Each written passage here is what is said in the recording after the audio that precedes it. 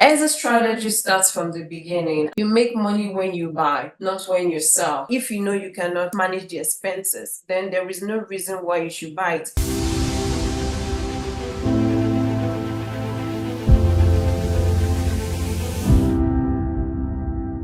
My name is Bibi Ofiri. One of the reasons why we are doing this is to encourage people that this is actually possible. And the more education you have, the easier the entire process becomes and all that. So education is very, very critical. And that is why we are doing this. So I'm going to go right into what we have today. What we have is understanding different exit strategy in multifamily. One of the reasons why we are discussing this is because some people believe that exit strategy starts from maybe the year you want to sell or the year you want to refinance. There's a saying, and I keep saying it, and I will not stop saying it. You make money when you buy, not when you sell. There's a critical aspect in the acquisition for you to exit. That is why you are seeing so many issues or so many problems happening because of the way the property was bought. So exit strategy starts from the beginning, and we're going to quickly dive into the acquisition part before I move towards different exit strategies you should take depending on what you're going through or depending on your situation. We have different exit strategies, and I'm going to explain them shortly. Today we'll be focusing on the importance of strategic acquisition, exit strategy planning, and due diligence preparation. I'm going to run through the first one, importance of strategic acquisition. You make money when you buy and not when you're selling. And the reason is because when you are purchasing, you have to follow some purchase price terms. That means you have to buy below the market value. So many things are happening. I know some of you are hearing the news that some properties are going underwater. They are foreclosing, and some of you are limited partner investors, and you've lost money. And the sole reason is because of the way the property was bought, either because of the financing terms or the way it was bought in terms of value. Maybe it was overpriced, and we saw that happening in 2021, 2022, and part of 2023 because one, interest rate was low, and that was a seller's market. Sellers were raising their prices to God knows when, to God knows where, and all that. So we saw those things happening. If you buy an overpriced property, you pay the price while exiting. There might not be any way for you to just get out of it and for you to sell, and you might end up selling and you will sell below what you bought it, and that's what we are seeing right now. I am currently on a limited partner deal. In one deal I decided to invest in, and I did that investment for just a different reason, which I can't disclose yet, but just for a personal reason. That's why I invested in that deal. And in that deal, the property was overpriced, and they are selling now, and they bought the deal for somewhere around 15 million, and right now they are selling for 10 million. So invariably, the entire investor's equity is gone and all that. So that's what we are trying to avoid, and that is the reason why the acquisition part of it is very, very important. So you have to pay attention to how much you're buying, the favorable financing. We also saw people using bridge loan. There's nothing wrong with bridge loan, don't get me wrong, but you have to understand the market at the time you're taking up a bridge debt. It's very important for you to understand it before you do that, because in 2022, if interest rate was zero and you're taking a bridge rate, is there anything lower than zero rate? You should know that interest rate will go high, and that will affect your exit. Or if you've not planned towards your exit in the sense that, okay, my exit might be 5% and all that, which nobody envisaged because nobody has seen interest rates going as high as the way it is, the way the Fed decided to increase the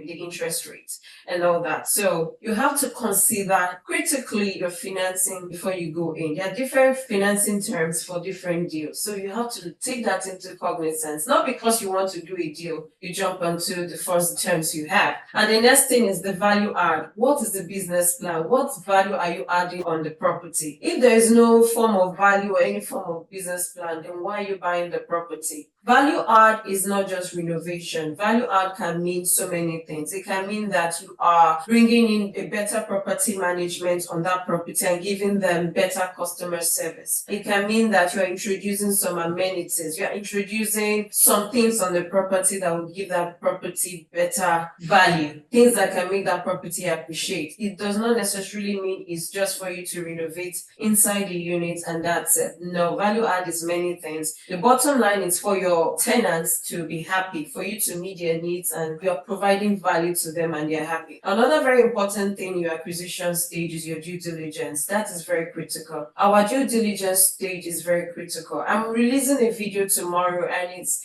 a step-by-step live due diligence that I conducted. In that, you will see so many things, questions that were asked and all that. Due diligence is an intensive process. So it's something you should do because these properties are not cheap. So you should spend time to do it. Next one is cash flow. If a property is not cash flow, it doesn't give you positive cash flow, I really don't know why you want to even do it in the first instance. And if you know you cannot manage the expenses, then there is no reason why you should buy it. I'm seeing so many people getting on deals, mainly because they want to be GPs or they want to own a house. You don't get on deals because you want to be a GP or because you want to own a house. If that deal does not meet the needs or is not cash flowing or it does not even have ability to appreciate, then first of all, you're already carrying a liability. You should start thinking of bringing an out-of-pocket checks to pay up some bills because you didn't do your due diligence. If you don't have this at the beginning, then there's already a problem for you to exit. Remember, your NOI is very, very important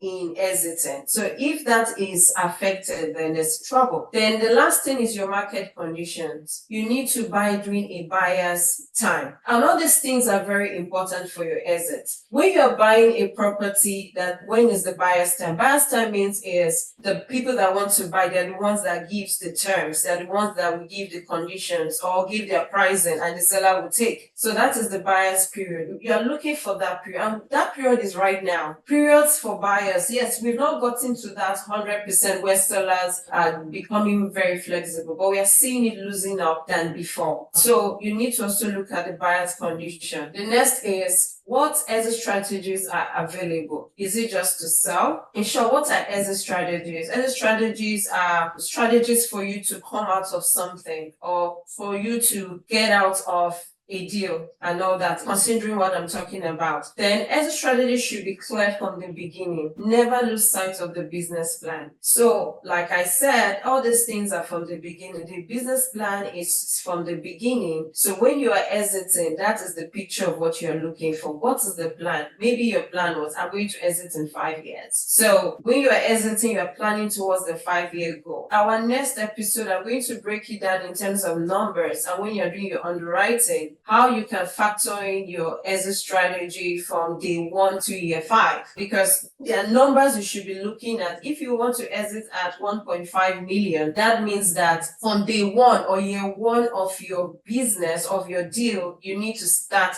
improving that property that will make it. Let's assume the property, you bought it and the NOI was $800,000. And you said, in my exit in 5 years, I want this property to be 1.5. So you need to figure out a way that you can bridge the gap and get it to that 1.5 value. So that is the exit strategy. So there are different exit strategies for different purposes. So I'm going to start with the first one, which is sales. So I'll be discussing 6 exit strategies in this section. And based on your circumstances, you can choose whatever one that appeals to you. The first one is sales. That is selling the property to another investor or investor group. The advantage of this is that you can quickly sell and you can become liquid. That means you have cash to do whatever you want to do. But there are some factors you need to consider. The first one is the market condition. So when you are selling, you want to also look at the interest rate at the time of sale, because you're selling, that means there's going to be a buyer. The buyer is going to look at the interest, meaning that is how he's going to get his loan. The bank is going to consider the interest rate at that point.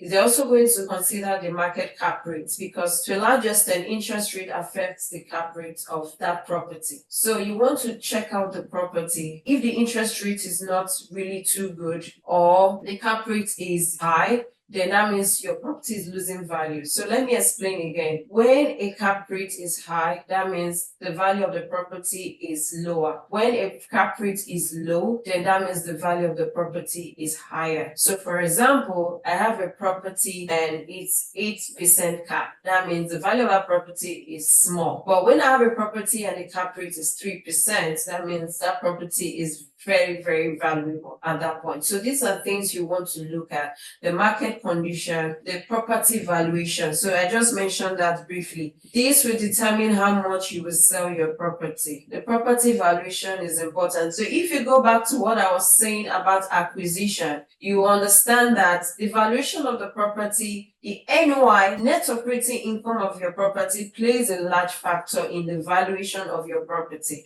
The cap rate plays a big factor in the valuation of your property. The interest rate plays a large role in the valuation of your property. And the DSCR, which is debt service coverage ratio, it plays a very large evaluation on your property. So these are things you need to consider. So you can't just wake up one morning and just say, I want to sell, without considering these factors. Then potential capital gain taxes. You want to avoid paying Uncle Sam large amounts of money. And like I said, it depends on what you're going through. That will determine if you need to sell without doing other strategy. The next for me is a refinancing. So the refinancing is replacing the existing mortgage with a new loan. So you're not selling, but you're just paying off the previous loan and getting a new loan on it. That is what you're doing in this case. Often to take advantage of better terms or to pull out equity. The advantages of this is the maintain ownership while assessing capital, potential for improved cash flow with better loan terms. So if I'm refinancing, that means I must have improved my property,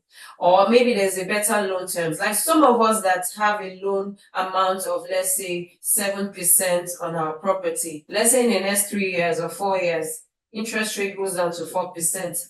That is the best time to refinance because the interest rate has gone down. And again, it might also give you an opportunity to also cash out on the equity. You can refinance without cashing out of the equity. So it depends on you. You might decide to leave it on it, but I see no reason why you want to leave equity on a property that's made that money. The best is for you to pull it out and keep on performing on your property. So one thing you need to consider is your loan term. For example, people that bought in 2022, let's say they bought at 3%, and now you're trying to exit and you're exiting at 7%. That is a jump of 4%, and that can kill your cash flow. It's possible that when you are 3%, your property was cash flowing. But when you decided to refinance at 7%, your property might not even cash flow. So that is a wrong approach in refinance, and you want to take note of that. You want to refinance when your interest rate is high and exit when it's low. That's what you really want to do at that time. So the loan terms, you also want to consider the loan terms. What are the loan terms around it? Do you have the qualification to refinance that property? Because the lender can come up with different requirements. So for example, if you have a bank loan, you necessarily don't need any experience for you to get a loan from a bank. But let's assume you are refinancing from bank to an agency loan, let's say to a Fannie or to a Freddie. It will require that you have experience with their loan. So that might change things for you. You might need to pair up with someone that has a Fannie or Freddie loan and all that. So the requirement might change at that point. So these are things you want to reconsider at that point. They might give you some waivers on some things, maybe because you've managed the property for a long time and all that. But it's just Fannie Mae and Freddie, they have their specifications. So you need to find out from your lender what that is at that time. So these are things you need to consider when you are refinancing.